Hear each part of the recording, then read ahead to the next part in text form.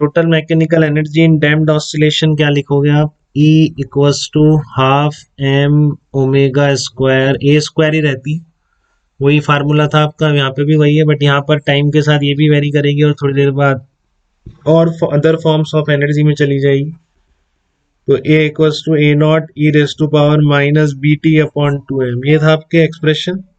तो इसी तरह आप इसका याद रख लेंगे, मतलब एम्पलीट्यूड का याद रख लिया तो इसका बन जाएगा अपने A naught square E raised to power minus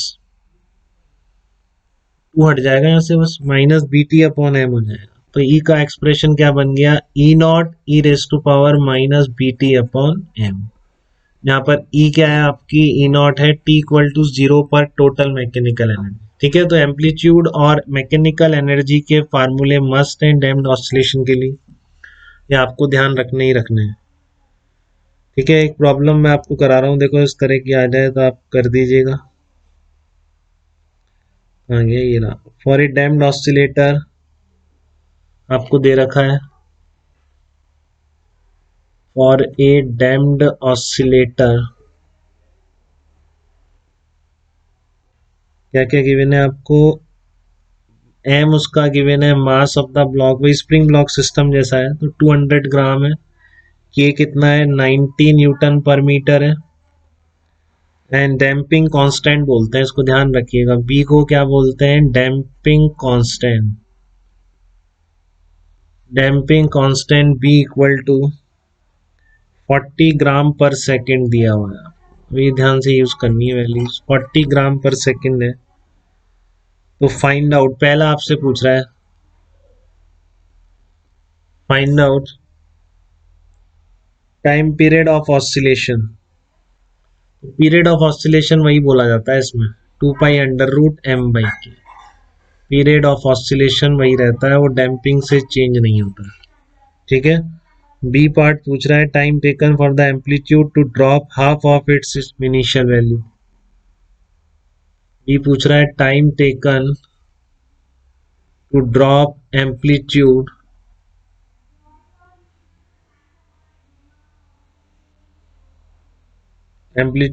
to half of its time taken to drop amplitude to half of its initial value, half of its initial value। ठीक है, और सी पार्ट पूछ रहा है आपसे time taken for its mechanical energy to drop off half of initial value. Time taken to drop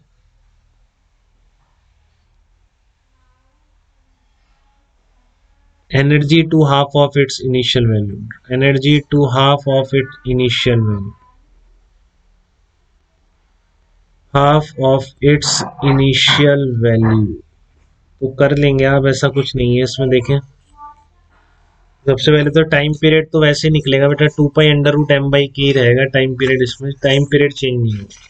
ठीक है ना, 2 पाई बाई ओमेगा डैश नहीं करेंगे। टाइम पीरियड कितना रहेगा? टाइम पीरियड का फार्मूला वही रहता है, 2 pi under root M by K. आप रख दीजिए इसमें 200 ग्राम की जगह 0.2 kg रख दीजिए। के कितना है? 90 न्यूटन पर मीटर। तो आप इसको सॉल्व करोगे तो टाइम पीरियड आ जाएगा 0.3 सेकेंड आ जाएगा। ठीक है, तो ये तो टाइम पीरियड निकल गया आपका। सेकेंड पूछ रहा है time taken to drop to amplitude half of its initial value, ये तो ये पार्ट हो गया। तो टाइम वो आपको बताया मैंने, उसके लिए वही याद रखना है आपको। ए इक्वस टू क्या होता है? A naught E raised to power minus B T upon 2m होता है एम्पलीट्यूड, याद हो गया हो कई बच्चों को। इसको ए नॉट बाई 2 होने में कितना टाइम लगेगा, यही कह रहा है। टी इक्वल टू 0 पर ए नॉट था और हाफ होने में कितना टाइम लगेगा। ठीक है, तो लॉग ले दो दोनों तरफ, minus L N two equals two minus B T upon 2m।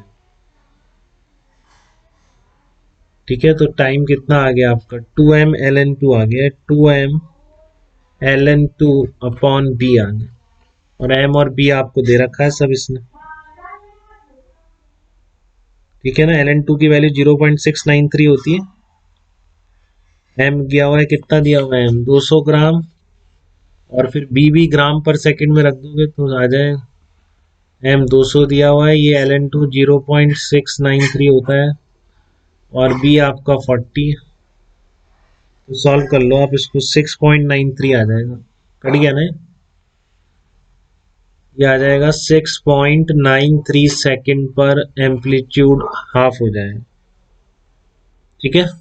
C part पूछ रहा है एनर्जी कब आधी हो जाएगी, तो एनर्जी का एक्सप्रेशन भी आता है आपको डैम्प्ड ऑस्किलेशन, थोड़ी नहीं आप पढ़ के नहीं गए और आपको आ ही नहीं रहा है, आपने तो याद है आपको डैम्प्ड ऑस्किलेशन। तो E naught E raised to power minus B T upon M. ठीक है, तो अब ये एनर्जी आधी होने में कितना टाइम लगेगा, E naught by E naught E raised to power minus B T upon M. तो आप लॉग ले दो दोनों तरफ, तो minus L N two equal to minus B T upon M.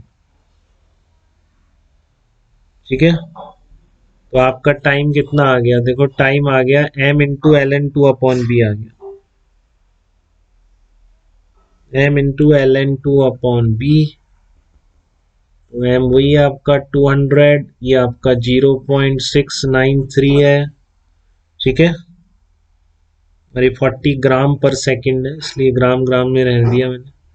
तो ये आ जाएगा आपका 3.46 सेकंड आ जाएगा, 3.46 सेकंड आ जाएगा। ठीक है, तो इस तरह से आप ध्यान रखेंगे, ये सब याद रखना।